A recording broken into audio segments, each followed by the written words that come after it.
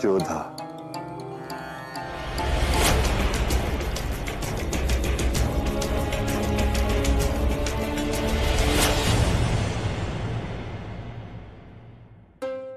सलाम शरीफुद्दीन साहब। क्या हुआ, काम हो गया? जी, आपका पैगाम जोधा बेगम तक पहुंचा दिया गया है, लेकिन गुस्ताखी माफ हो हुजूर, मुझे नहीं लगता कि जोधा बेगम आपसे यहाँ मिलने आएंगी। मगर हमें पूरा यकीन है कि हमारा खत पढ़ने के बाद जोधा बेगम अपने आप को हमसे मिलने से नहीं रोक पाएंगी। गुस्ताखी माफ हुजूर, मगर आपने खत में ऐसा क्या लिखा है कि जोधा बेगम खुद को यहाँ आने से रोक नहीं पाएंगी? कुछ ऐसा जिसे पढ़कर जोधा बेगम ना चाहते हुए भी हमसे मिलने जरूर आएंगी। आखिर राजवंशी औरत हैं वो, और राजवंशी औरतों के लिए उनके पति की जिंदगी से बढ़कर कुछ भी नहीं होता। वो अपने पति की जिंदगी बचाने के लिए किसी भी हद से गुजर सकती हैं। मगर शहंशाह की जान को खतरा किससे हो सकता है? उनके बहनोई से। हमसे नहीं, दूसरे बहनोई अबुल माली से।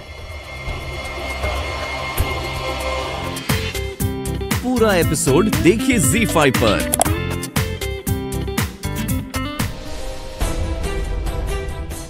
आपने हमें ही क्यों बुलाया? आप चाहते तो ये संदेशा शहंशाह रुकैया बेगम या महामंगा को भी दे सकते थे, और यदि हमें संदेशा दिया भी तो इसमें पूरी बातें लिख सकते थे। हमें यहाँ बुलाने की क्या आवश्यकता पड़ गई आपको? हम आपसे कुछ पूछ रहे हैं, यदि आपके पास इस प्रश्न का उत्तर नहीं है तो हम यहाँ से जा रहे हैं। क्योंकि हम जानते हैं कि सिर्फ आप ही हमारी बात समझ सकती हैं। बात यह है कि अबुल मालिक काबुल से भाग चुका है, और उसका एक आदमी आगरा में है जो शहंशाह के खिलाफ साजिश कर रहा है। षड्यंत्र तो आपने भी रचा था शहंशाह के विरुद्ध, और यहाँ कैद में पड़े हैं। हमें अच्छी तरह से समझ में आ गया है कि हमसे कितना बड़ा गुनाह हुआ है, और हम उस गुनाह का पश्चाताप करना चाहते हैं।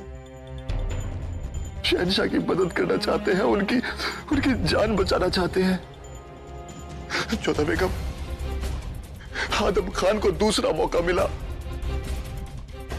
हम भी साबित करना चाहते हैं कि हम भी शहंशाह के वफादार हैं। हम भी अपनी मोहब्बत पाना चाहते हैं। परंतु हम आपकी बात पर विश्वास क्यों करें? कोई है जिसे पाने के लिए हम पल पल गिन रहे हैं।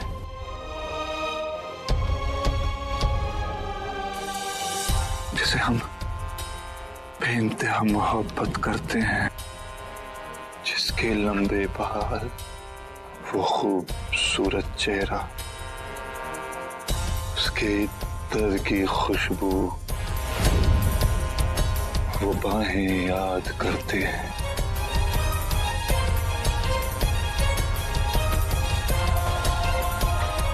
जिसे खो चुके हैं हम, मगर फिर से वापस पाना चाहते हैं।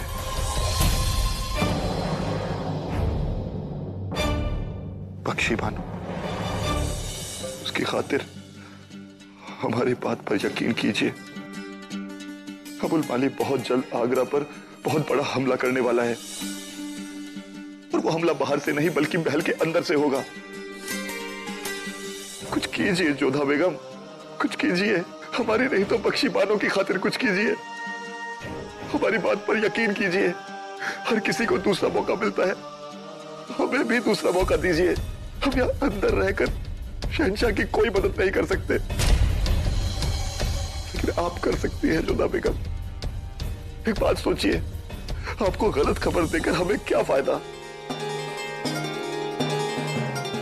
ठीक है, हम ये संदेशा शहंशाह तक पहुंचा देंगे। शुक्रिया। चलते हैं।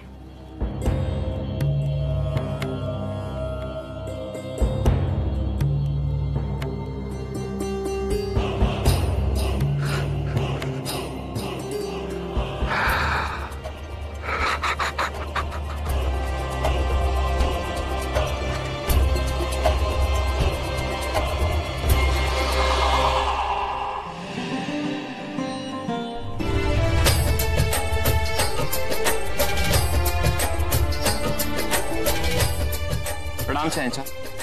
प्रणाम जीजा साहब। आदाब भगवंदास जी, खुशामदीद।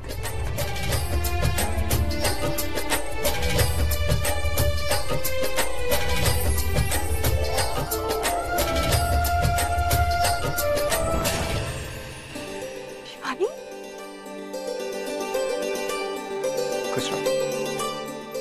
बताइए भगवंदास जी, अचानक से कैसे आना हुआ? कोई खास वजह? जी नहीं, बापू साहब पुण्य स्नान के लिए मथुरा आए। शिवानी भी हट करने लगी कि जोधा से मिलना, तो इसे हम अपने साथ ले आए। बापू साहब पुण्य स्नान के लिए 10 दिन रुकेंगे, तो तब तक शिवानी यहाँ जोधा के साथ रह जाएगी। ये तो बहुत अच्छी बात है। शिवानी भी पहली बार आगरा आई, यहाँ घूम फिर लेगी, अपनी जीजी के साथ थोड़ा वक्त गुजार लेगी। वैसे सही वक्त पर आए हैं आप। जोधा बेगम भी कई दिनों से आपको याद कर रही है। देखिए जोधा बेगम, आप चाहती थी ना कि आपके मायके से कोई आपसे मिलने आए, तो किस्मत आपके साथ है। अरे शिवानी, प्रणाम मलिका आजम। जीती रहो, बहुत अच्छा लगा तुम्हें देखकर। जोधा बेगम, शिवानी को अपने साथ ले जाइए।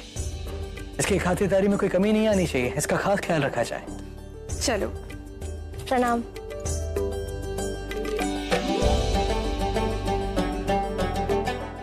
अब हमें भी आज्ञा दीजिए। अभी तो आप आए, थोड़े दिन और रुक जाइए।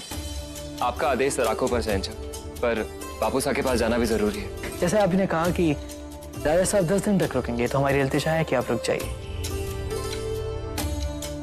जैसी आपकी आज्ञा।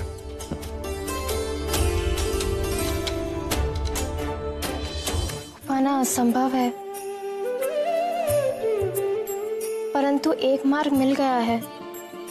मैं कारीगरी के लिए मथुरा के एक मंदिर में जा रहा हूँ। तुम किसी तरह अपनी बहन के यहाँ आगरा आ जाओ। मथुरा से आगरा आकर मैं तुम्हें वहां से ले जाऊंगा और हम विवाह कर लेंगे। तुम्हारे बिना अब एक पल भी जीना कठिन है शिवानी। तुम्हारा तेजवान।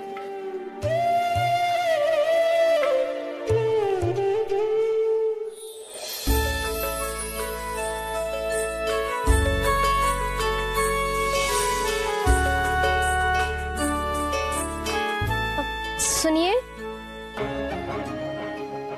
जी, वो दरअसल हमारा कंगा गिर गया है, ला दीजिए।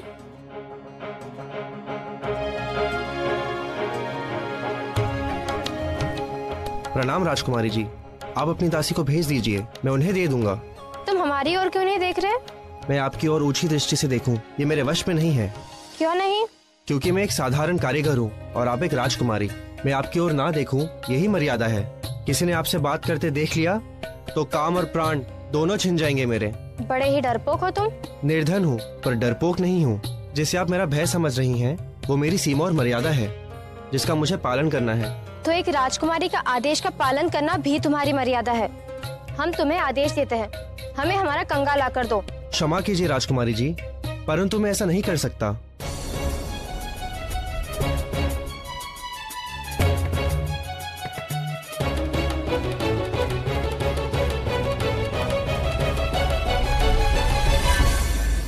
इतना साहस कैसे हुआ तुम्हारा कि राजकुमारी को मना कर सके? हे अम्बे माँ, कितना सुंदर है ये। क्षमा चाहता हूँ राजकुमारी जी कि आपको नीचे आना पड़ा।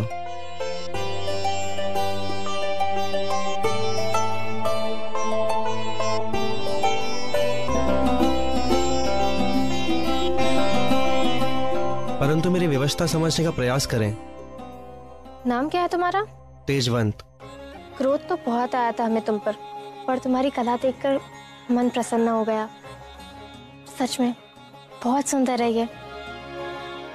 और हाँ, आज के बाद अपने आप को नीचा मत समझना, क्योंकि मनुष्य अपने काम से बड़ा होता है और तुम तो अपने कार्य में बहुत कुशल हो। सच कहे तो सर्वश्रेष्ठ हो।